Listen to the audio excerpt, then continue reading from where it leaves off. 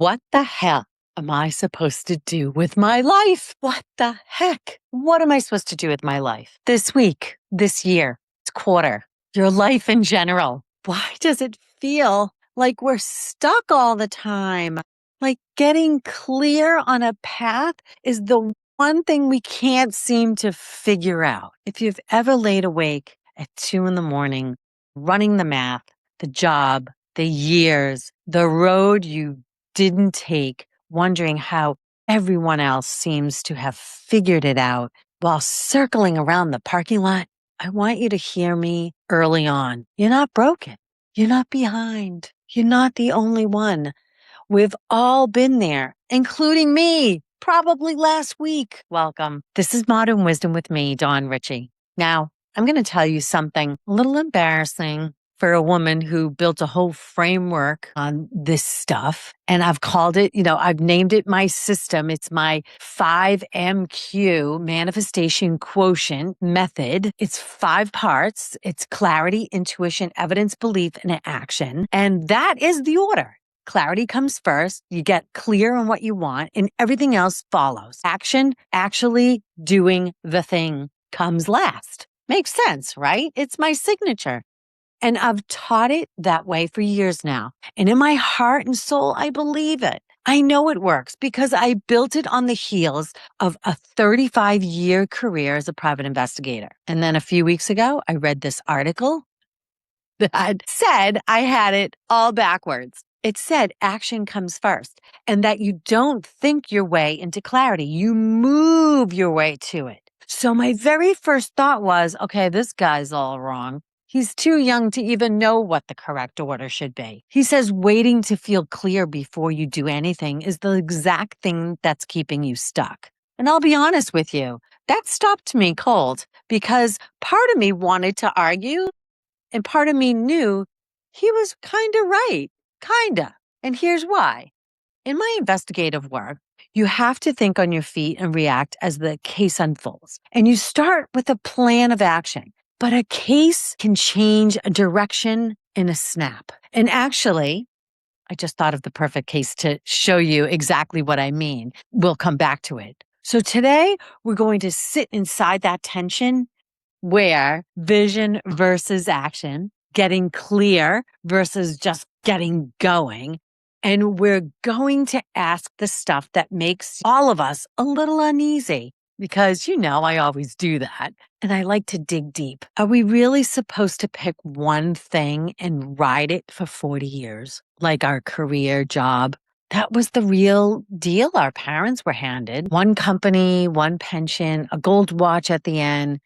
I just had a dinner with a friend has been a top salesperson for probably, umpteen amount of years at this point. And instead of giving him some cash, the company opted to give him a wireless speaker. Those of you who can't see me, I'm giving a serious eye roll right now. Okay, me. I was lucky. I never fit that mold. I always had my hands in a few businesses at once. It's just who I am.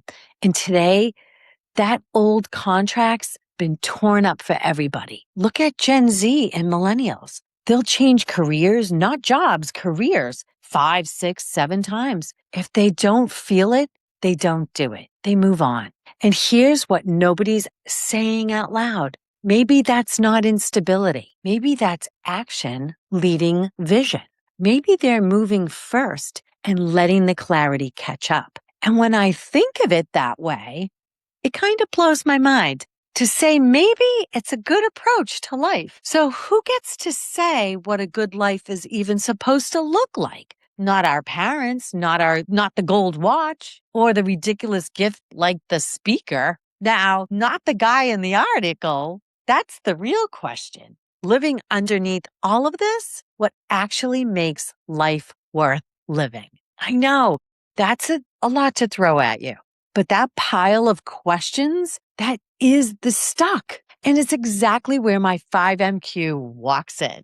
Because how do we get stuck in the first place? Nobody plans on getting stuck. It happens quietly, one safe choice at a time. And then one day, bam, your brain says, nope, I'm stuck, paralyzed, shut down, checked out. stick with me here because by the end of this, I don't think you'll need more clarity to get moving. I think you'll move and let the clarity catch up. So here's where this gets really interesting. Because when it comes to this whole vision versus action thing, most of us don't get stuck in the middle. We get stuck at one or two extremes. And I want you to listen up to find yourself in both of them because I promise you, you'll recognize at least one. The first one is called action and no direction. This is when you throw yourself at everything, a new job, new side hustle, new certification, new diet, new planner, new morning routine, new podcast.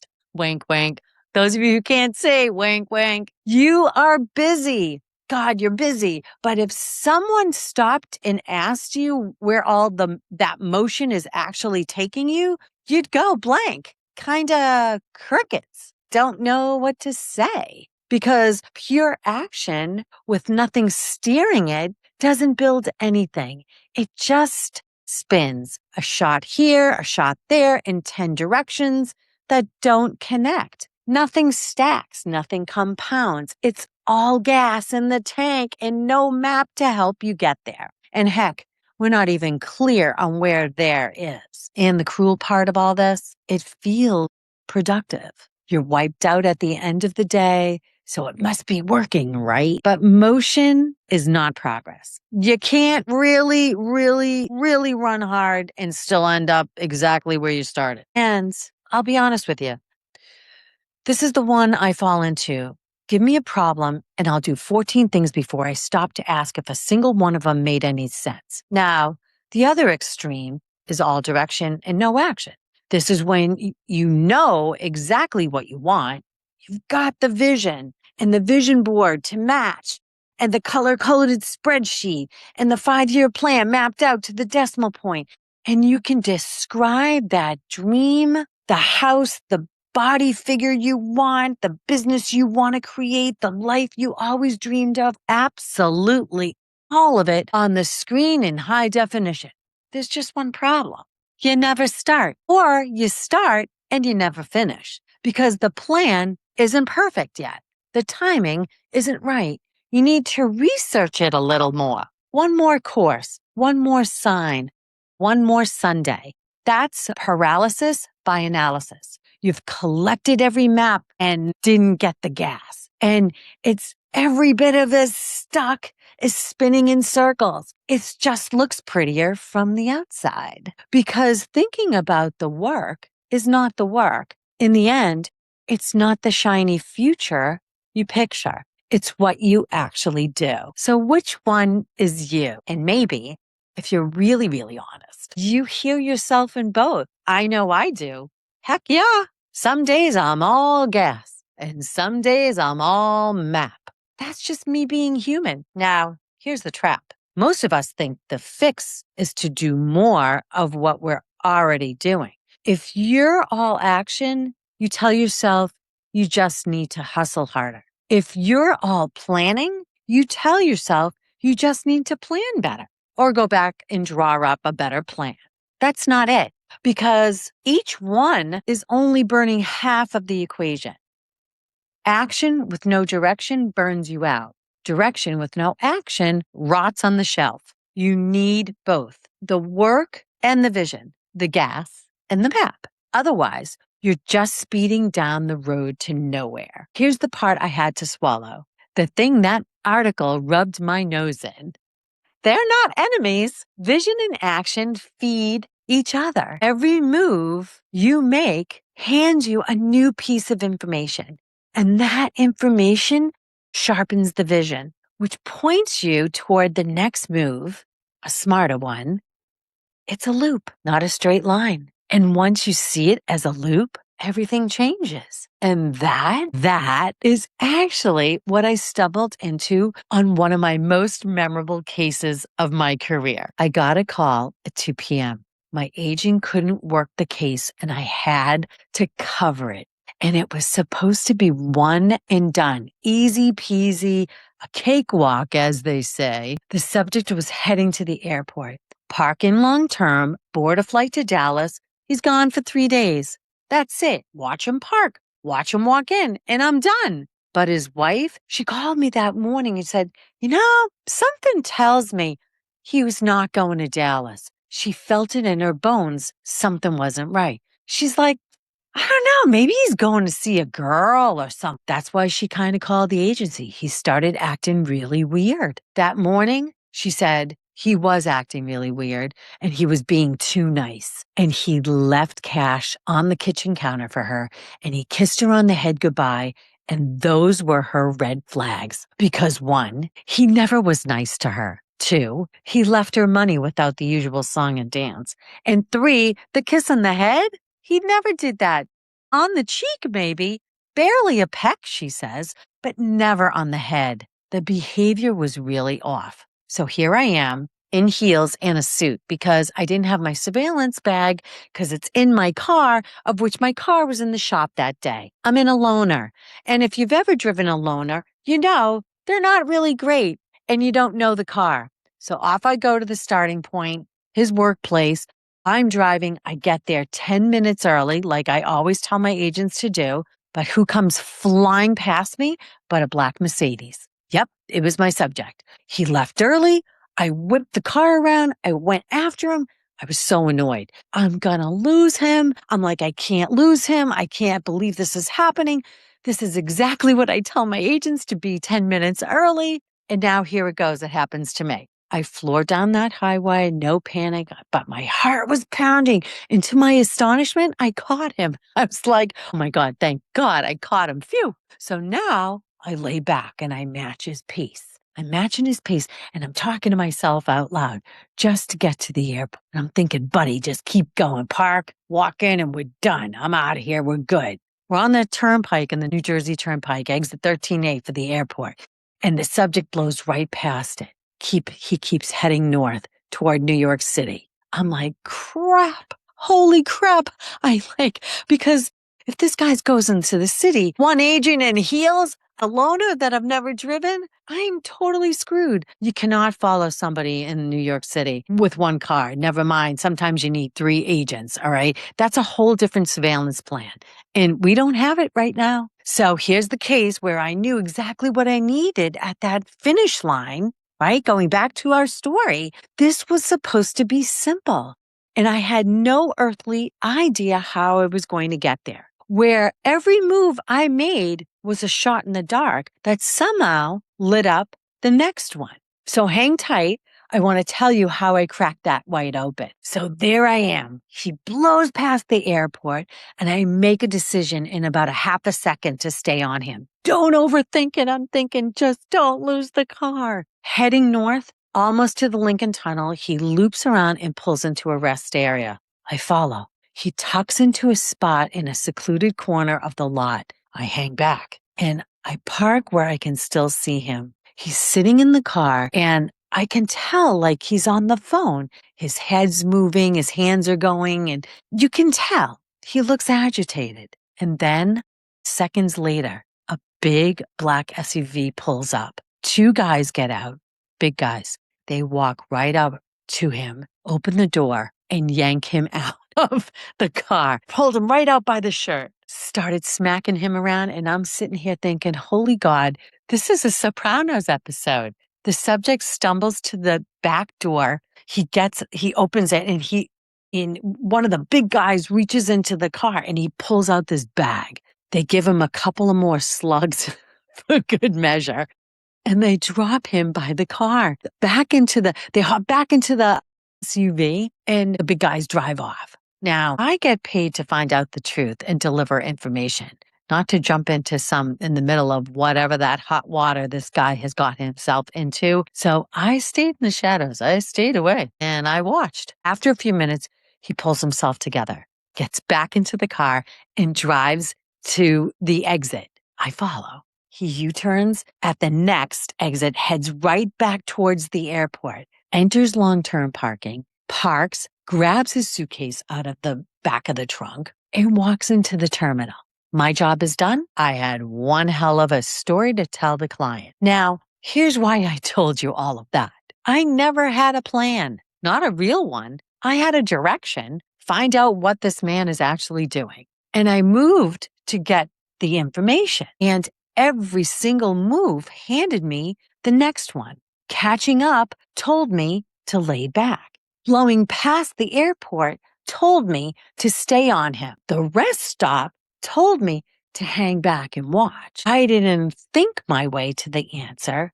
I moved my way to it. That is the action leading vision. That is the loop. And that is exactly where my 5MQ walks in. So let me remind you of those 5 dimensions: clarity, intuition, evidence, belief, and action. That's the order I built. That's the order I've taught for years. Clarity first, action last. And I'll be straight with you. Sitting in that loner, flying up the turnpike, I did not start with clarity. I had none. I started by moving. That article was looking pretty accurate right about then. So the guy that wrote it was right. Why did action come first? Why did it have to? And here's what finally clicked. The 5 were never a straight line. They're a loop. Action was never really last. Action is the thing that closes the circle. And then it spins again, because every move you make hands you a piece of evidence, and that evidence sharpens your clarity, and clearer clarity points you to the next move, around and around and around. So back to that article. We both weren't wrong or 100% correct. He said action comes first. I said clarity comes first. We both were right, because on a wheel, there is no first. There's only whether you're on the wheel or you're not. And that right there is the answer to both ways we get stuck. All gas in the tank and no BAM. You're on the wheel, but you never stop to read the evidence you're generating. So the clarity never comes first. You just spin. All map, no gas to go. You're standing next to the wheel with a beautiful plan, and you never accelerate it. So nothing ever moves. The loop needs both the motion and the meaning. You move to get the evidence. You pause to make sense of it.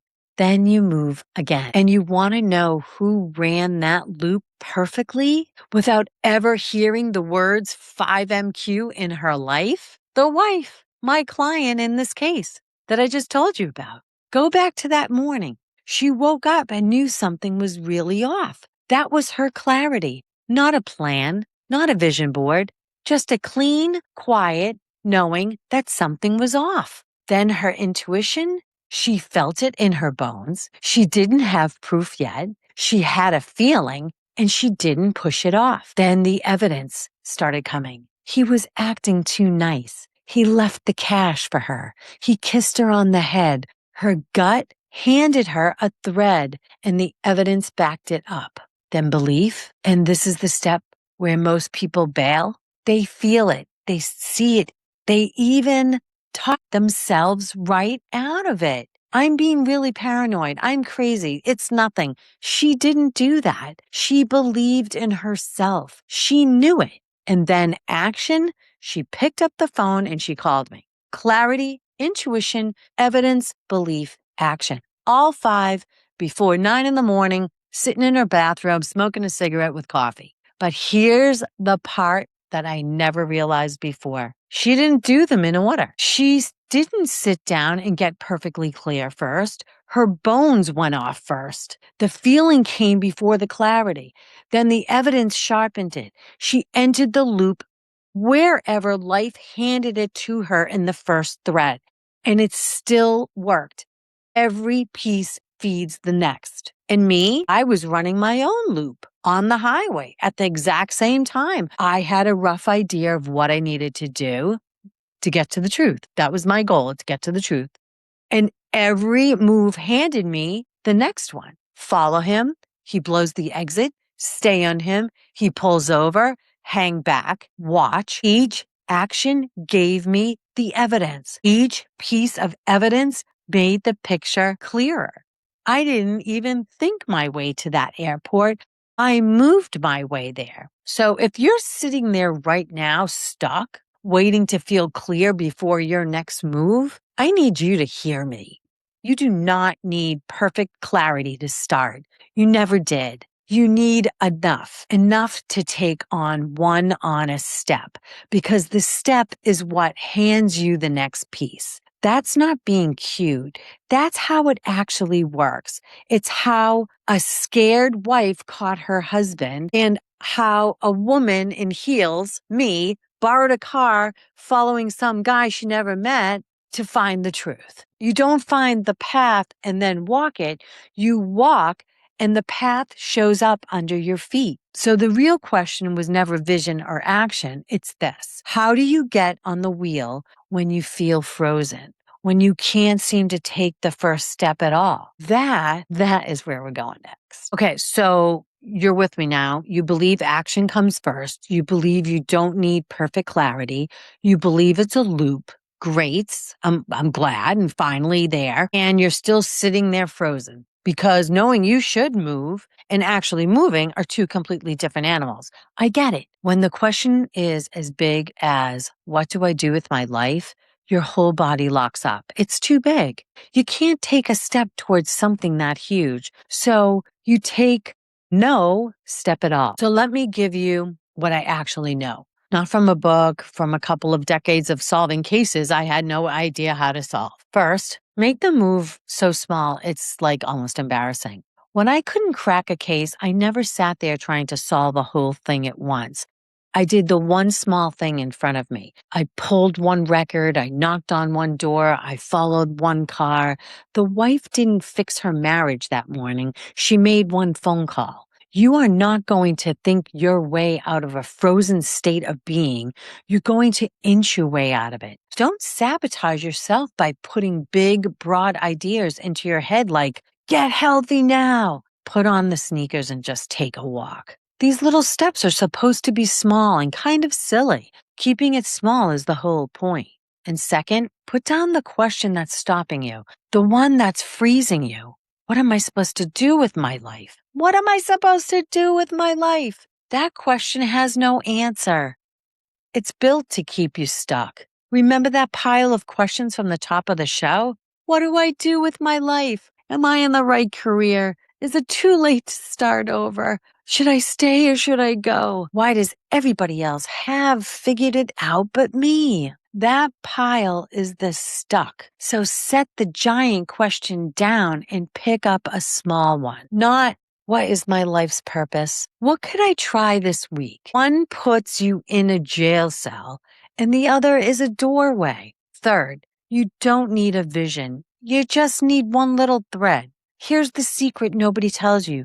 You do not have to see the whole path. I never did. I never do. On that highway, I couldn't see the airport, the rest stop, the black SUV, any of it. I could see one car. That's all I needed. The next thing to follow. So what's tugging at you right now? The idea you keep circling back to. The thing you'd do if nobody was watching. That's your surveillance vehicle. Get in it and proceed to the exit. That's all. That's all you got to do. Fourth, when you move, you don't fail. You just get data.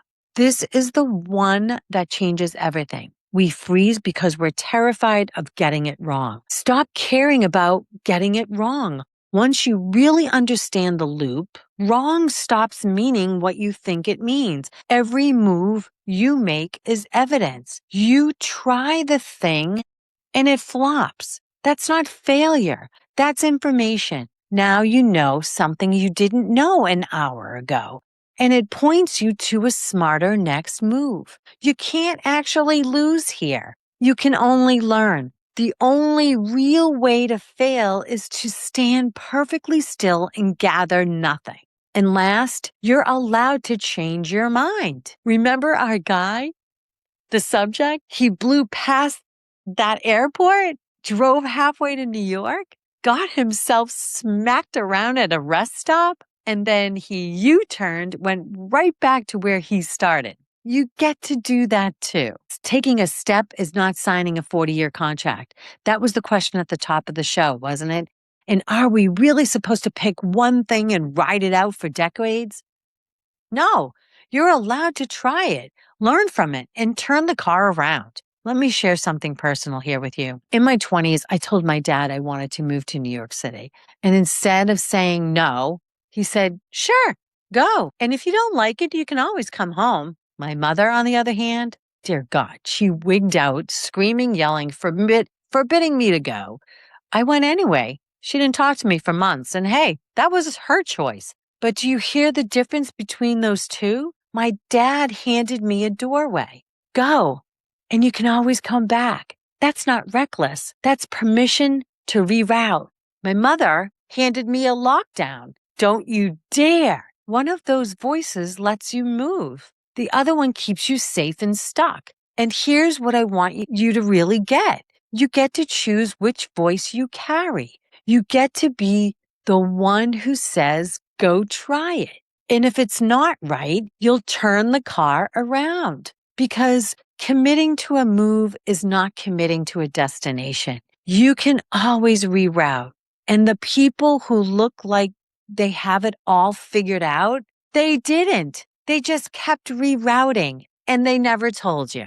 So here it is, as simple as I can make it. You feel stuck because you're staring at the size of your whole life. Stop doing that. Look down at your feet, find the one small step and take it. Let it teach you, then take the next one. That's the wheel. That's how it turns. That's how a scared woman in her bathrobe and a PI in borrowed wheels both got the truth on the very same morning. And one small move at a time. Here's what I know now that I didn't know when you hit play on this episode.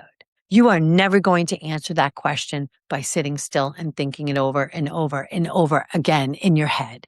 The answer doesn't come before the movement. It comes because of it. When I read that article, I felt that guy who wrote it was wrong. I was so sure he was wrong.